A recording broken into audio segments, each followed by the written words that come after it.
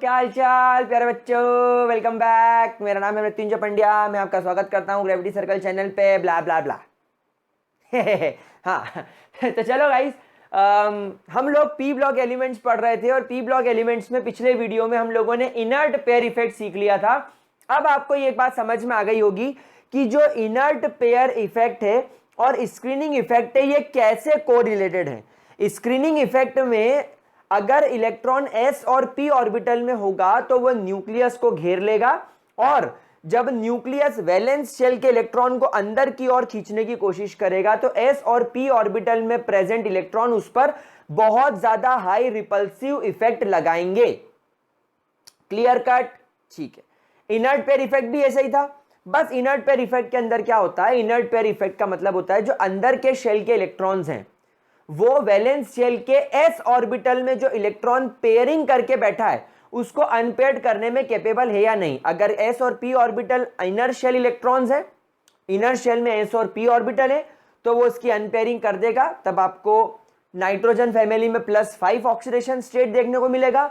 लेकिन अगर d और f ऑर्बिटल का इंट्रोडक्शन हो जाएगा तो फिर वो रिपल्सिव इफेक्ट कम हो जाएगा और जो मॉलिक्यूल बनेगा, यानी जो आपका एटम पी ब्लॉक एलिमेंट का ग्रुप 15 का जो एटम है, जैसे हेवियर एलिमेंट्स एंटीमनी और बिस्मथ, ये लोग +3 ऑक्सीडेशन स्टेट में ज्यादा स्टेबल होंगे। मतलब ऐसा बोल सकते हैं कि एंटीमनी और बिस्मथ के अंदर जो ns ऑर्बिटल के, जो वैलेंस शेल के s ऑर्बिटल के इलेक्ट्रॉन्स हैं, दे विल डिनाई, वो डिनाई कर देंगे केमिकल बॉन्डिंग में पार्टिसिपेट करने से। आई थिंक इतनी बात मेरे प्यारे बच्चों को क्लियर है।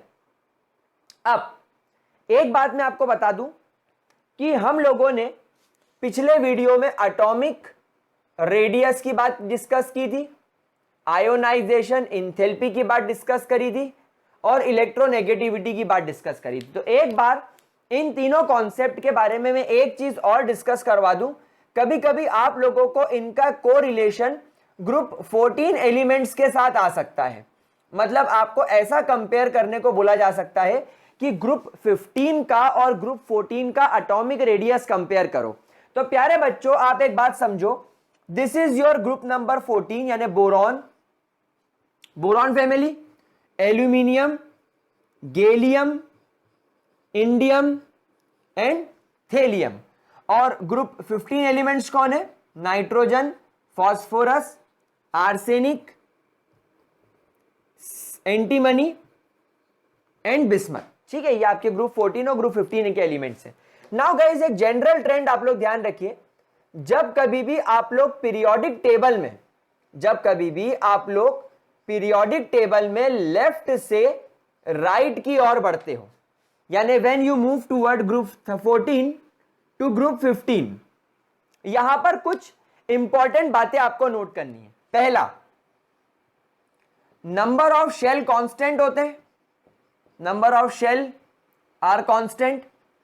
मतलब यहां पर अगर मैं बात करूं बोरॉन और नाइट्रोजन की, they both belongs to group 2 period 2, sorry, aluminium और फास्फोरस पीरियड 3, गैलियम और आर्सेनिक पीरियड नंबर 4, इंडियम और antimony period 6 and thallium and bismuth period 6। यानी बोरॉन से नाइट्रोजन की तरफ गए, एल्यूमिनियम से फास्फोरस की तरफ गए, गैलियम से आर्सेनिक, इंडियम से एंटीमनी और टेलुरियम से बिस्मथ। जब आप लेफ्ट टू राइट जाओगे नंबर ऑफ शेल में कोई बदलाव नहीं आया, लेकिन there is a increase in atomic number.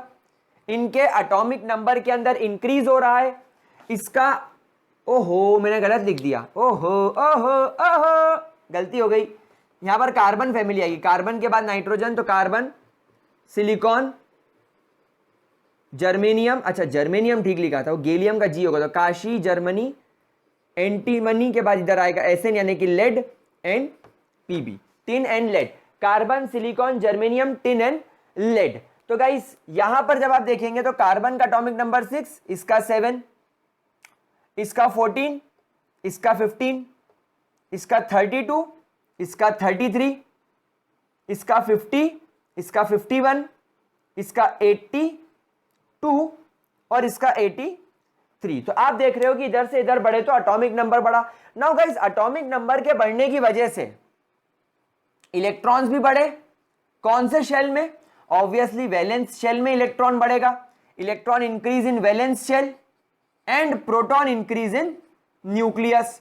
Proton काय में बढ़ गया? न्यूक्लियस में।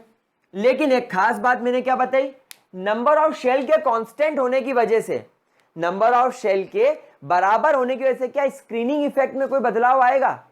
नहीं, स्क्रीनिंग इफेक्ट में कोई बदलाव नहीं आएगा। स्क्रीनिंग इफेक्ट तब प्रोमिनेंट होगा जब शेल्स बढ़ेंगे। स्क्रीनिंग इफेक्ट तब प्रोमिनेंट होगा जब शेल्स बढ़ेंगे। यहां से यहां आने में कोई शेल नहीं बढ़ा। शेल्स जैसे जैसे बढ़ेंगे वैसे वैसे आपका स्क्रीनिंग इफेक्ट बढ़ेगा। समझ रहे हो? ये न्यूक्लियस इस शेल के इलेक्ट्रॉन को खींचेगा तो ये अंदर के शेल के इलेक्ट्रॉन्स, इनर शेल के इलेक्ट्रॉन्स इसको रोकेंगे। लेकिन अगर शेल ही नहीं बढ़ रहा है तो स्क्रीनिंग इफेक्ट में कोई खास चेंज नहीं आएगा। तो नो प्रोमिनेंट आएगा, थोड़ा बहुत जरूर, मतलब ऐसा नहीं होगा कि कार्बन और नाइट्रोजन में स्क्रीनिंग इफेक्ट बराबर होगा, नहीं, थोड़ा सा बढ़ेगा, लेकिन but no prominent change in screening effect is observed. Screening effect इसके अंदर बिल्कुल ऑब्जर्व नहीं होगा। लेकिन इसके मुकाबले इसके न्यूक्लियस में एक प्रोटॉन बढ़ रहा है तो इसके न्यूक्लियस के पास ज्यादा पावर है, और क्योंकि नंबर ऑफ शेल्स बराबर हैं, न्यूक्लियस कार्बन और नाइट्रोजन के न्यूक्लियस में एक नया प्रोटॉन आ गया तो इसके न्यूक्लियस पावरफुल हो गया। लेकिन जो नया इलेक्ट्रॉन ऐड हुआ वो तो वैलेंस शेल में ऐड हुआ, और वैलेंस शेल तो बढ़ नहीं रहा है, इसमें भी नंबर ऑफ शेल 2 है, इसमें भी नंबर ऑफ शेल 2 है, तो इसका न्यूक्लियस ज्यादा पावरफुल होने की वजह से वैलेंस शेल के इलेक्ट्रॉन को ज्यादा ताकत से खींचेगा। स्क्रीनिंग इफेक्ट तो पहले जितना लग रहा था अभी भी उतना लगेगा, लेकिन एक प्रोटॉन के बढ़ने की वजह से और वैलेंस शेल में एक इलेक्ट्रॉन के बढ़ने की वजह से, नेगेटिव और पॉजिटिव चार्ज के बढ़ने की वजह से एक दूसरे को अट्रैक्ट करेंगे, तो इस वजह से इफेक्टिव न्यूक्लियर चार्ज इंक्रीज हो जाएगा and therefore atomic radius decrease हो जाएगा। मतलब जब आप ग्रुप 14 से ग्रुप 15 के एलिमेंट्स को चेक करोगे तो इनका एटॉमिक साइज छोटा होगा। तो सबसे पहला पॉइंट हम लोग क्या लिखेंगे?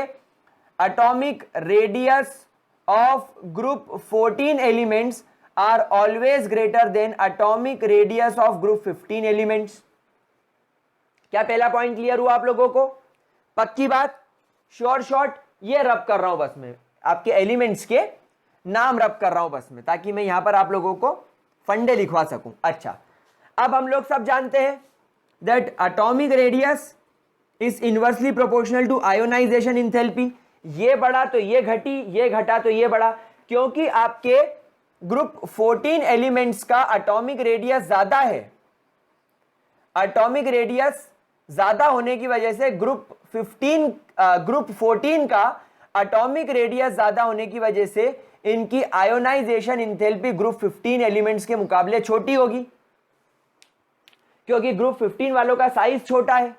अच्छा, एक बात और यहां पर एक बात ध्यान रखेंगे, ग्रुप 15 की आयोनाइजेशन एंथैल्पी ज्यादा दो रीजन की वजह से होगी। एक तो स्मॉलर एटॉमिक रेडियस, और दूसरा इनका बहुत ज्यादा स्टेबल इलेक्ट्रॉनिक कॉन्फ़िगरेशन होता है। NS2 ये फुल्ली फिल्ड ऑर्बिटल है और ये हाफ फिल्ड ऑर्बिटल है। और हम लोगों ने सीखा है कि जो भी एलिमेंट के अंदर या तो ऑर्बिटल वैलेंस शेल के पूरे भरे हुए हो या हाफ भरे हुए हो तो वो हाईली स्टेबल होते हैं इनके मुकाबले। लेकिन ग्रुप 14 की अगर अपन इलेक्ट्रॉनिक कॉन्फ़िगरेशन की बात करें तो इट इज NS2 ये तो फुल्ली फिल्ड है, लेकिन ये हाफ फिल्ड नहीं है, ना ये फुल्ली फिल्ड है, तो इसके मुकाबले ये ज्यादा स्टेबल है। तो ऐसे कंडीशन में जिसका इलेक्ट्रॉनिक कॉन्फ़िगरेशन स्टेबल हो, आप इलेक्ट्रॉन निकालना आपके लिए आसान नहीं है, आपके लिए बहुत मुश्किल है। तो ग्रुप 14 के मुकाबले ग्रुप 15 की आयनाइजेशन एंथैल्पी ज्यादा होगी। अगर अपन बात करें इलेक्ट्रोनेगेटिविटी की, तो प्यारे बच्चों, जिसका एटॉमिक साइज छोटा होता है और जिसकी आयोनाइजेशन एंथैल्पी ज्यादा होती है उसकी इलेक्ट्रोनेगेटिविटी भी ज्यादा होती है। तो ग्रुप 14 के मुकाबले ग्रुप 15 की इलेक्ट्रोनेगेटिविटी भी क्या होगी?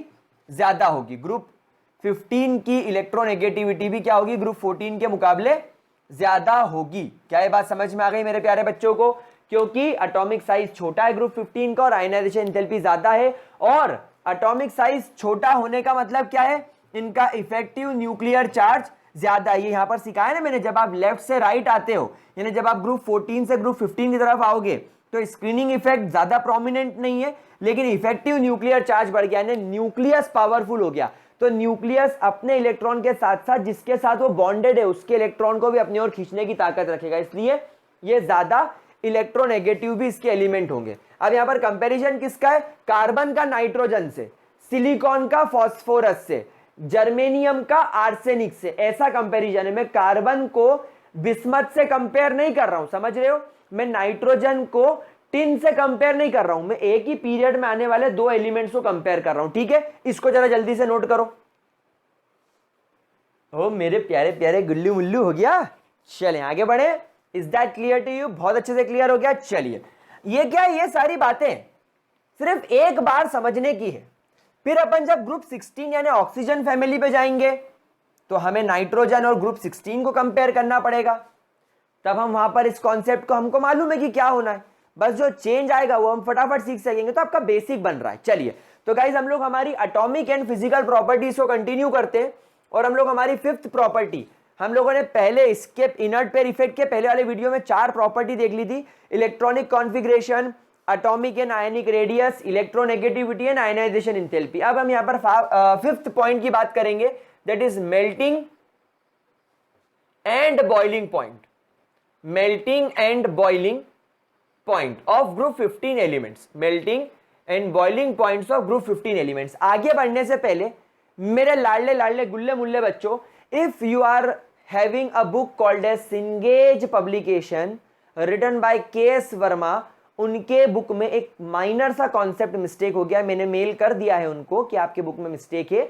बट प्यारे बच्चों आप लोग जो मैं पढ़ा रहा हूं वो पढ़ना है, as per NCERT it is correct, लेकिन उस सिंगेज के अंदर हल्की सी प्रॉब्लम आ गई है, तो कंफ्यूजन क्रिएट ना हो इसलिए मैंने आपको बता दिया। कभी भी आपको मेरे वीडियो में भी अगर कुछ लॉजिक लगता है कि सर शायद गलत बता रहे हैं, या आपको किसी बुक के अंदर मिस्टेक लगती है, या एनसीईआरटी में कुछ गड़बड़ लगता है, तो आप 3-4 जगह गूगल पर, जैसे क्योरा वेबसाइट्स हैं, इन पर आप जाके चेक कर लिया करो, आपके कॉन्सेप्ट समझ में आ जाएंगे आपको। देखो क्या होता है, जैसे हम पढ़ा रहे हैं बोर्ड पर, आपके साथ बात कर रहा हूं, माइंड में बहुत सारी चीजें, तो कभी कभी माइनर सी मिस्टेक हो जाती है, कभी कभी इंसान गड़बड़ा जाता है। जैसे कि मैंने एटॉमिक स्ट्रक्चर वाले चैप्टर में इक्वेशन बनाते वक्त ऊपर के एम को नीचे के एम से काटना भूल गया।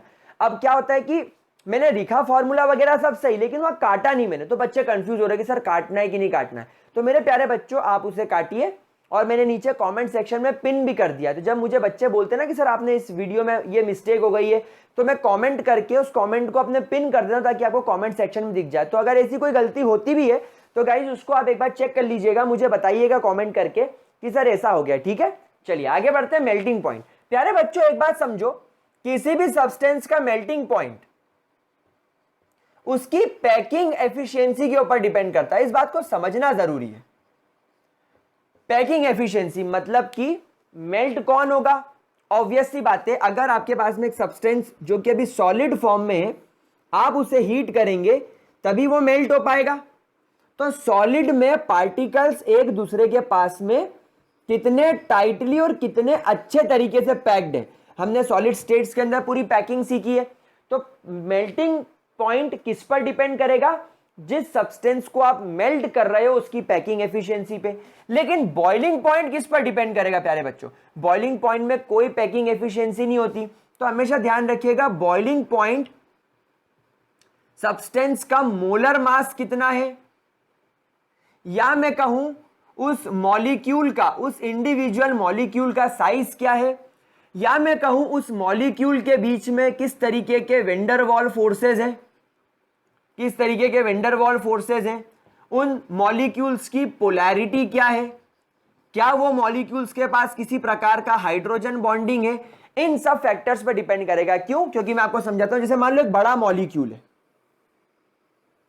एक बल्की मॉलिक्यूल है, तो इस बड़े मॉलिक्यूल का as you can see surface area ज्यादा है, एज यू कैन सी इस मॉलिक्यूल का सरफेस एरिया ज्यादा है।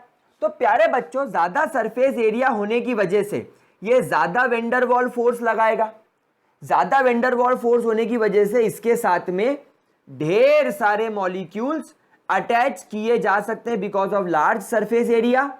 ये ज्यादा वेंडर वॉल फोर्सेस लगाएगा, और ज्यादा वेंडर वॉल फोर्सेस की वजह से ये अपने आसपास ज्यादा मॉलिक्यूल पकड़ पाएगा। लेकिन अगर एक मॉलिक्यूल जिसका मोलर साइज छोटा है, जिसका मॉलिक्यूलर साइज कम है, तो इसके पास में सरफेस एरिया कम होने की वजह से ये वेंडर वॉल फोर्स ज़्यादा नहीं लगा पाएगा। तो अब इसके पास में हार्डली 3 या 4 मॉलिक्यूल ही जुड़ पाएंगे। लेकिन मॉलिक्यूल बड़ा था तो इसने अपने जैसे बहुत सारे मॉलिक्यूल को जोड़ा, ये मॉलिक्यूल छोटा था तो इसने अपने जैसे कम मॉलिक्यूल को जोड़ा। तो बॉइलिंग पॉइंट किस पर डिपेंड करेगा? इंटरमॉलिक्यूलर फोर्सेस पर, मॉलिक्यूल के साइज पर, मॉलिक्यूल के मोलर मास पर। मोलर मास यानी मॉलिक्यूल कितना बल्की है, कितना भारी है, कितना हैवी है, उसकी पोलैरिटी पर और हाइड्रोजन बॉन्डिंग पर। लेकिन मेल्टिंग पॉइंट सिर्फ पैकिंग एफिशिएंसी पर और साइज ऑफ एटम पर। पैकिंग एफिशिएंसी के साथ साथ आपके एटम का साइज कितना है या आपके मॉलिक्यूल का साइज कितना है, उन चीजों पर यह चीज डिपेंड करेगी। तो क्या हम आगे बढ़ सकते हैं?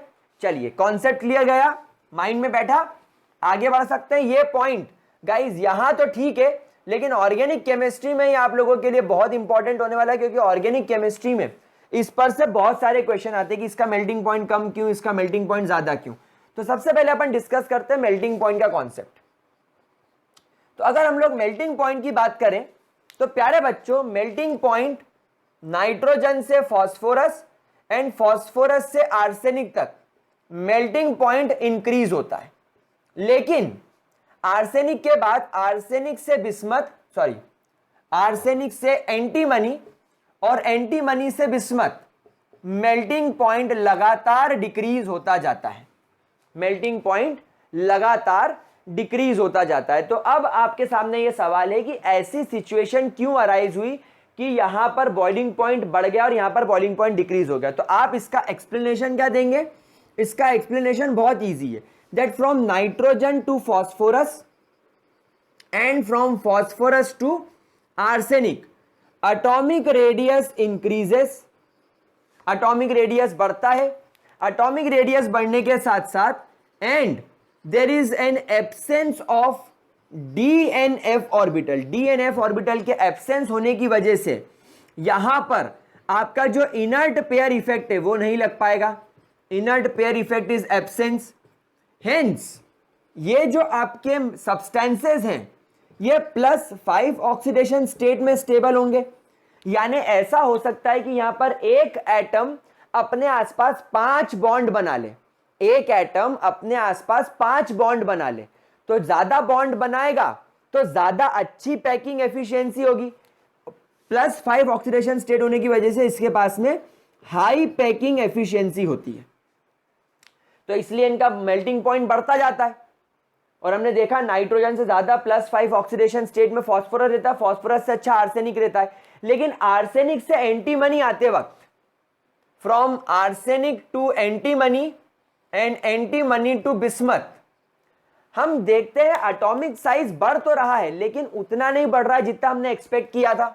तो atomic radius does not increases as expected because of screening effect and inert pair effect, and inert pair effect causes +3 oxidation state stability, और इसकी वजह से इनकी +3 ऑक्सीडेशन स्टेट स्टेबल होती है। तो अब ये एंटीमनी और बिस्मथ जो कंपाउंड बनाएंगे उनका कितने कंपाउंड बनाएंगे, कितने बॉन्ड बनाएंगे? 3 की वजह से इनका साइज छोटा होगा, ये कम बॉन्ड बनाएंगे, कम बॉन्ड बनाएंगे। और बिकॉज ऑफ प्रेजेंस ऑफ, ये सब क्यों हुआ? डीएनएफ ऑर्बिटल की प्रेजेंस की वजह से हुआ। हेंस इनकी पैकिंग एफिशिएंसी कम हो जाएगी और देयरफॉर इनका मेल्टिंग पॉइंट भी कम हो जाएगा। क्या ये बात समझ में आ गई? क्या इसके अंदर कोई दिक्कत? तो अगर आप चाहें तो इस लैंग्वेज में बोल सकते हैं या सीधा सीधा लिख सकते हैं, from nitrogen to arsenic DNF orbitals are absent, hence atomic radius increases drastically, which causes increase in melting point. But from arsenic to bismuth, due to DNF orbital, atomic radius does not increases drastically, which causes decrease in the melting point. क्या ये बात समझ में आ गई? मैं आपको इसका statement लिखवा देता हूं। चलो पहले इतना नोट कर लो, चाहो तो फिर अपन स्टेटमेंट लिख लेंगे, पहले इतना नोट करो, ठीक है? पक्की बात? चलो मैं इसका प्यारा सा स्टेटमेंट लिखवा देता हूं आपको, ताकि आपको ज्यादा झंझट ना पड़े, है ना। अपन फटाफट मेल्टिंग पॉइंट का स्टेटमेंट लिख के आगे बढ़ते हैं, टाइम वेस्ट नहीं करेंगे। So in case of melting point increases from nitrogen to arsenic because of absence of DNF orbital, because of absence of DNF orbital, hence atomic radius increases.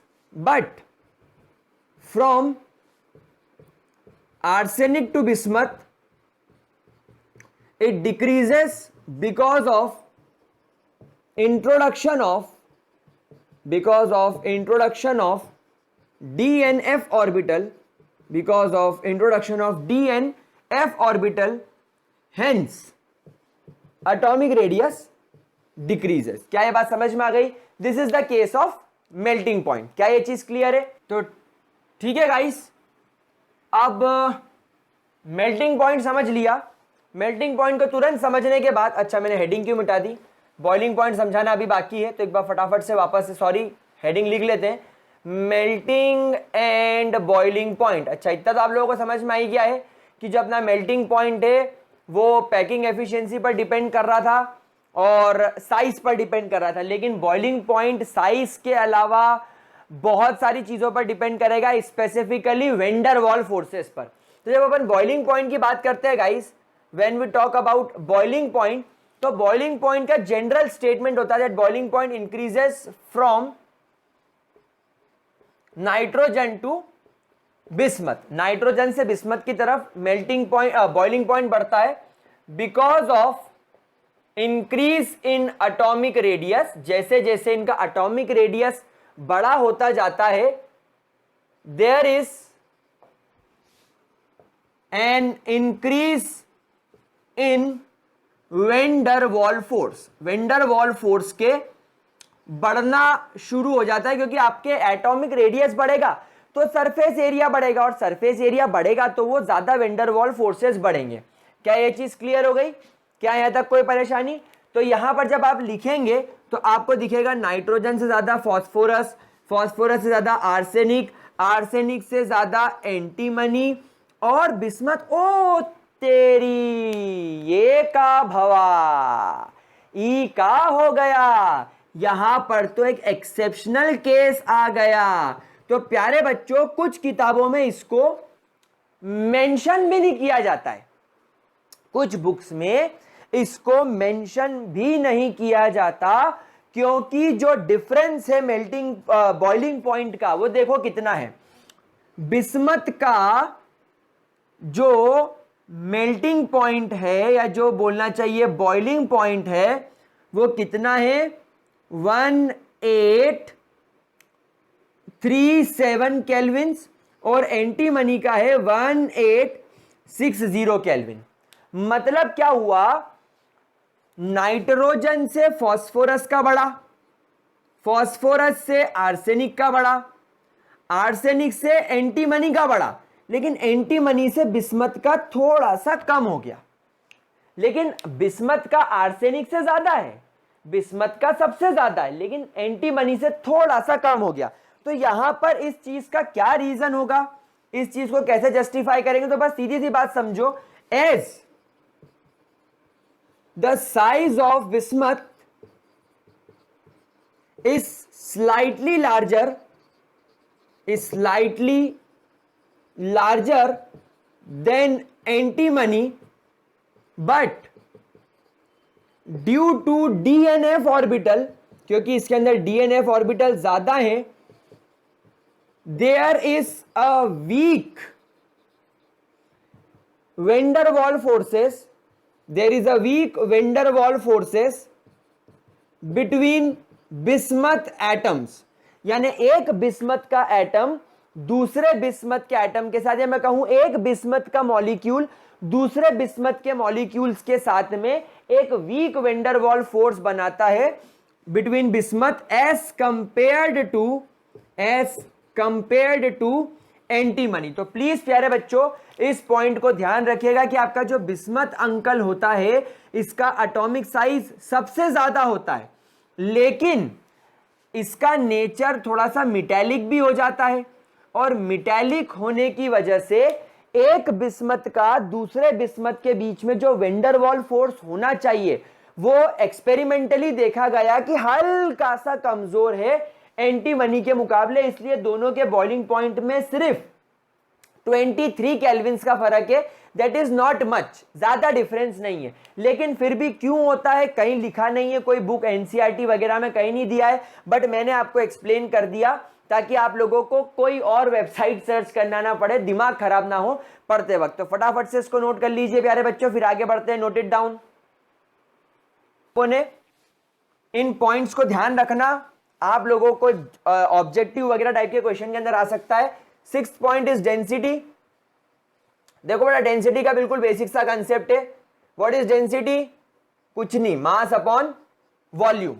अब अगर आप किसी भी ग्रुप में जाओगे फ्रॉम टॉप टू बॉटम, आप किसी भी ग्रुप में फ्रॉम टॉप टू बॉटम जाओगे, यानी आप नाइट्रोजन से बिस्मथ की तरफ जाओगे, तो नो डाउट वॉल्यूम बढ़ेगा, volume increases because atomic size increases, because atomic radius increases. लेकिन आप सब एक बात जानते हो कि नाइट्रोजन से फास्फोरस एटॉमिक साइज एकदम बढ़ता है, फास्फोरस से आर्सेनिक थोड़ा सा बढ़ता है, आर्सेनिक से एंटीमनी फिर थोड़ा सा बढ़ता है, और एंटीमनी से बिस्मथ तो ना के बराबर बढ़ता है। तो आप देख रहे हो कि down the group atomic radius बढ़ रहा है, पर हमारी एक्सपेक्टेशन के जितना नहीं बढ़ रहा है। मतलब वॉल्यूम बढ़ तो रहा है but not much as expected, यानी जो आपने एक्सपेक्ट किया था उतना नहीं बढ़ रहा है। लेकिन मास की अगर मैं बात करूं तो व्हाट इज मास? एक एटम में कितने इलेक्ट्रॉन, कितने प्रोटॉन, कितने न्यूट्रॉन है?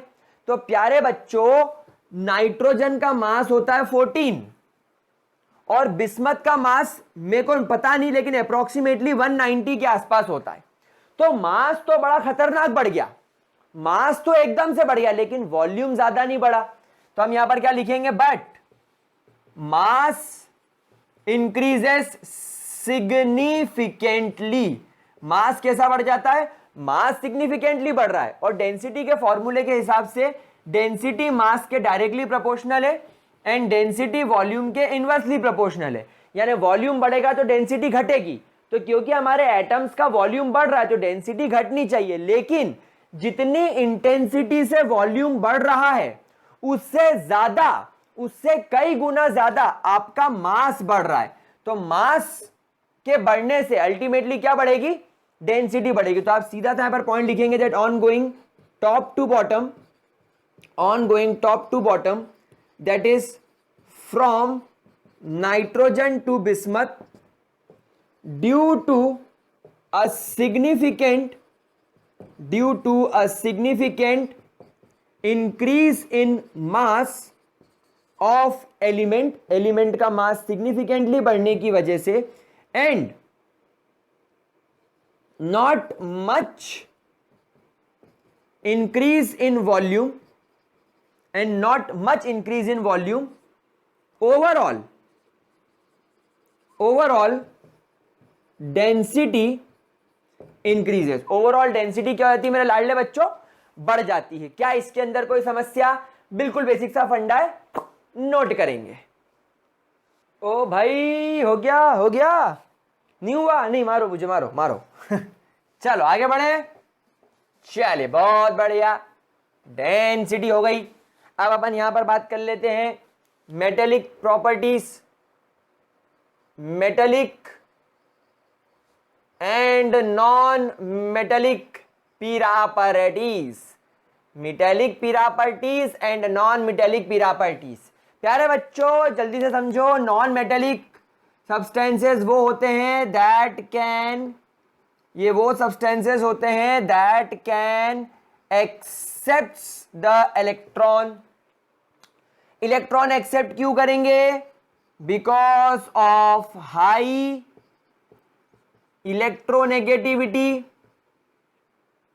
Less shielding effect, shielding effect कम होगा ना वरना रिपेल कर देंगे, and high electron effective nuclear charge.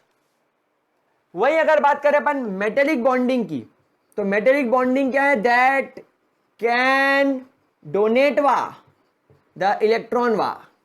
क्यों इलेक्ट्रॉन डोनेट करेगा, because of increase in atomic size. Atomic size बड़ा क्यों होगा, that is low ionization enthalpy.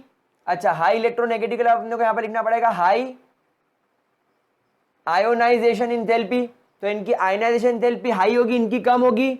Low electronegativity, high shielding effect and less effective nuclear charge. ये properties एक metal, एक element को metal और नॉन मेटल बनाती है। अब अगर अपन बात करें नाइट्रोजन, फॉस्फोरस, आर्सेनिक, एंटीमनी और बिस्मथ की, तो बेटा यहां पर यह बात क्लियर है कि इन दोनों एलिमेंट्स का साइज बहुत कम होता है। इसका लगभग 70 और लगभग इसका 110 पिकोमीटर होता है, which is very less size. Plus इनकी इलेक्ट्रोनेगेटिविटी इसकी 3, इसकी 2.1 होती है, प्लस इसकी आयोनाइजेशन इंथैल्पी हाईएस्ट होती है और इसकी आयोनाइजेशन इंथैल्पी भी हाई होती है। तो यह बात प्रूफ हो गई कि ये दोनों कौन हो गए, नॉन मेटल। वहीं अगर अपन बात करें बिस्मथ का, तो बिस्मथ का एटॉमिक रेडियस 148 पिकोमीटर होता है। इसकी आयोनाइजेशन इंथैल्पी सबसे ज्यादा लीस्ट होती है, इसकी आयोनाइजेशन इंथैल्पी लीस्ट होती है, इसकी इलेक्ट्रोनेगेटिविटी भी सबसे ज्यादा कम होती है। तो देयरफॉर ये मेटल हो जाएगा क्योंकि ये इलेक्ट्रॉन इजीली छोड़ देगा। लेकिन आर्सेनिक और एंटीमनी की अगर बात की जाए तो 121 पिकोमीटर और इसका साइज 141 पिकोमीटर होता है, और इनकी इंटरमीडिएट होती है, जो भी होती है प्रॉपर्टीज, यानी इनकी इंटरमीडिएट आयोनाइजेशन इंथैल्पी होती है एंड इंटरमीडिएट इलेक्ट्रोनेगेटिविटी होती है। अच्छा, एक बात मैं और बता दूं, जैसे अभी अपन ने थोड़ी देर पहले देखा था कि बिस्मथ का बॉइलिंग पॉइंट एंटीमनी से कम था। क्यों, क्योंकि बिस्मथ के अंदर एंटीमनी के मुकाबले इंटरमॉलिक्यूलर फोर्सेस ज्यादा होते हैं, इसमें कम होते हैं। ठीक उसी तरह यहां पर मैं आपको एक बात और बता दूं कि जो आपका बिस्मथ होता है इसमें स्क्रीनिंग इफेक्ट ज्यादा होता है। बिस्मथ में स्क्रीनिंग इफेक्ट कंपैरेटिवली ज्यादा होता है, इसलिए ये इलेक्ट्रॉन छोड़ने की कोशिश करेगा। लेकिन एंटीमनी में स्क्रीनिंग इफेक्ट इंटरमीडिएट होता है। देयरफॉर ये एक अलग टाइप के एलिमेंट्स होते हैं जिन्हें मेटेलॉइड्स बोला जाता है। मेटेलॉइड्स मतलब जो वक्त आने पर नॉन मेटल की तरह बिहेव करे और जो वक्त आने पर मेटल की तरह बिहेव करे। क्या ये बात समझ में आ गई? तो ये पॉइंट भी क्लियर हो गया। फटाफट से इसको नोट करें, लल्लू चप्पू पॉइंट्स। अब ये बिल्कुल लल्लू चप्पू पॉइंट्स हैं। चलिए फटाफट नोट करें, ले लो भैया स्क्रीनशॉट। चलें आगे बढ़े। 7th property clear. चलिए बात करते हैं अब 8th प्रॉपर्टी की। इसके बाद let's talk about 8th property. और प्यारे बच्चों 8th प्रॉपर्टी है आपकी एटॉमिक स्टेट, और we can say physical state.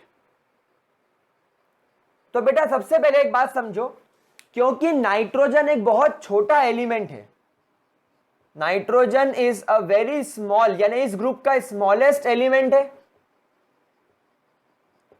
इसकी आयोनाइजेशन इंथैल्पी, इलेक्ट्रोनेगेटिविटी और इफेक्टिव न्यूक्लियर चार्ज हाई है। वहीं इसके पास में DNF ऑर्बिटल एब्सेंट है। सो देयरफॉर ये हमेशा N2 यानी कि डाई एटॉमिक फॉर्म में ही रहेगा। It is always present in diatomic form, और and it is room temperature पे, and at room temperature it is gas. ये रूम टेम्परेचर पे कैसा होगा? गैस होगा। लेकिन प्यारे बच्चों नाइट्रोजन के बाद फॉस्फोरस, आर्सेनिक, एंटीमनी और बिस्मथ, अगर इन सब एलिमेंट्स की बात की जाए तो इन सब के अंदर एक बात ऑब्जर्व करी जाती है, that they have at least presence of DNF orbitals. जैसे फॉस्फोरस के अंदर 3D ऑर्बिटल खाली होता है, पर होता तो है, इलेक्ट्रॉन जंप करके आगे जा सकता है। तो इनके पास में DNF ऑर्बिटल होने की वजह से they are tetrahedral in nature, they are tetra atomic, that is आपको P4 फॉर्म में दिखेगा, ये AS फॉर्म में दिखेगा, AS4 फॉर्म में, ये SB4 फॉर्म में दिखेगा। क्या ये बात समझ में आ गई प्यारे बच्चों को? क्या इसके अंदर किसी भी तरीके की, आई रिपीट, किसी भी तरीके की कोई भी परेशानी तो नहीं? पक्की बात? ध्यान से देख लीजिए, अगर कोई दिक्कत आ रही हो तो मुझसे पूछ लीजिए, ठीक है? श्योर है हम लोग?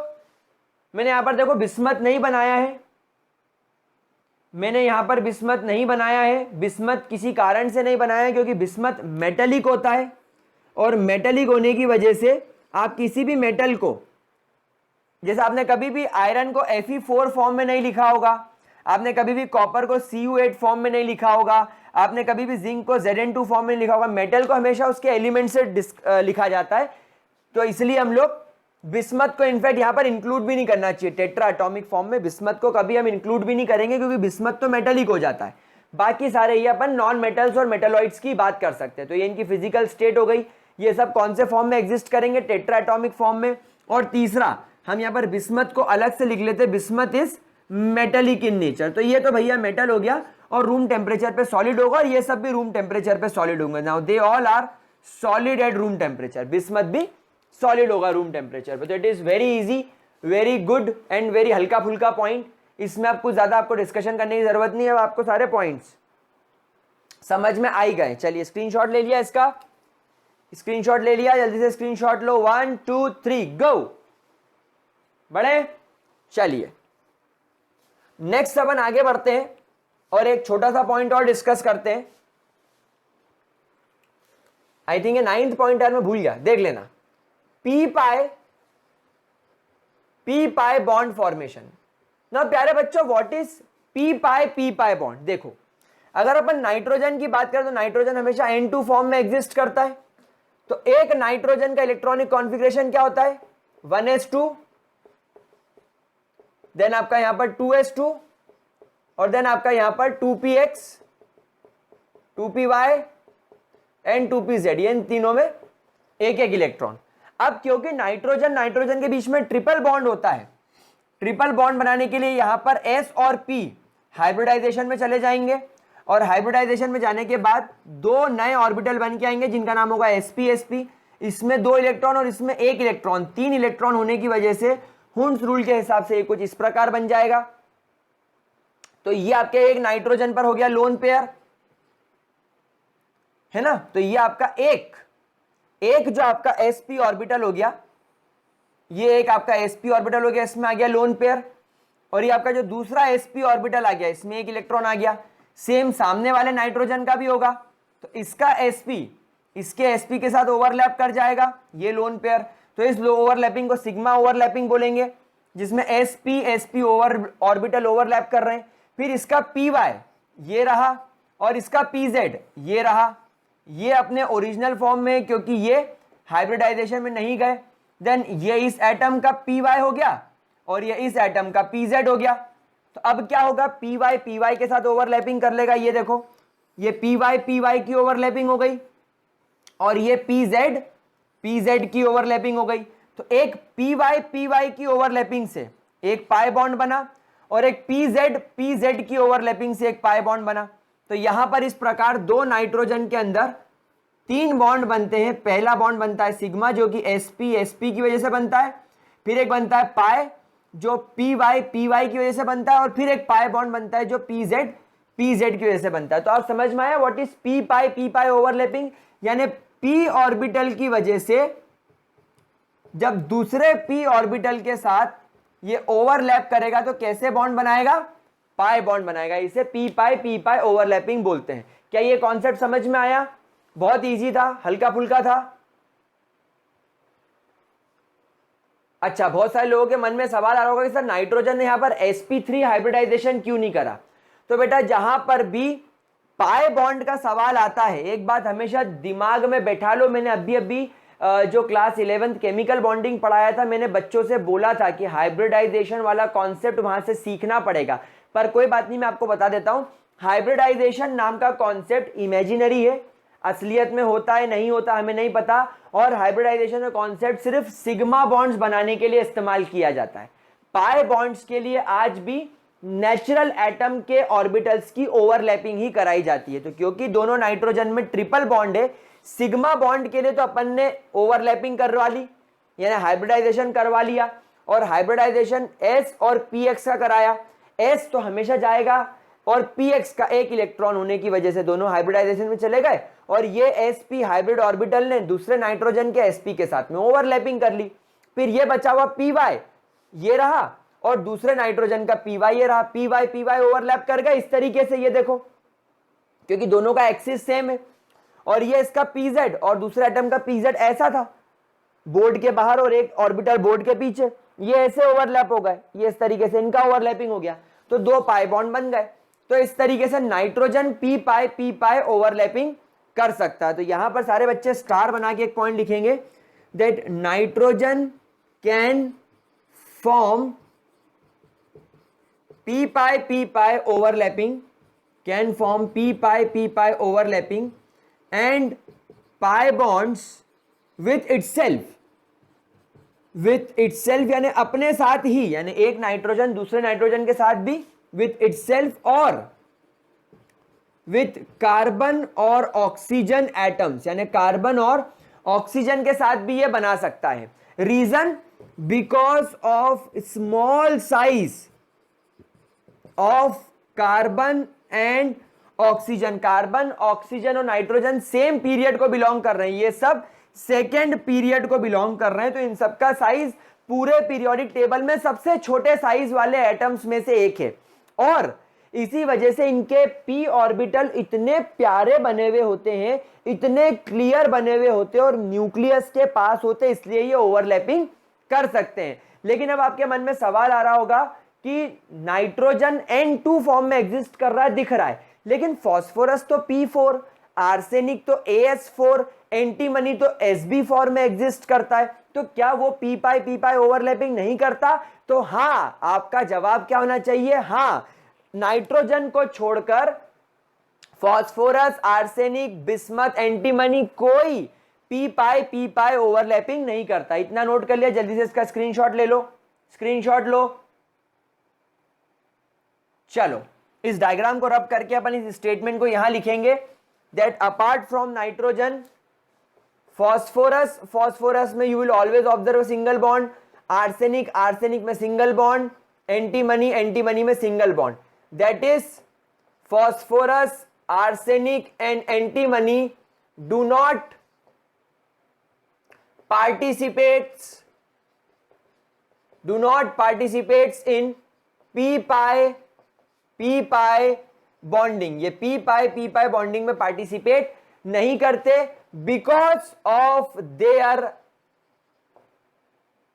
लार्ज एटॉमिक साइज, क्योंकि इनका एटॉमिक साइज लार्ज हो जाता है। प्यारे बच्चों, नाइट्रोजन में ये जो p ओवरलैपिंग हुई, ये 2py और 2pz की वजह से हुई, लेकिन अगर फास्फोरस चाहेगा भी तो फास्फोरस का कौन सा ऑर्बिटल आएगा? 3pz।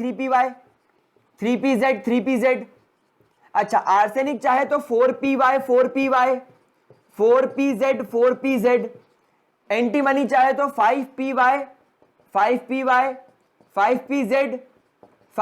अब बेटा इन ऑर्बिटल्स के साइज बहुत बड़े होते हैं।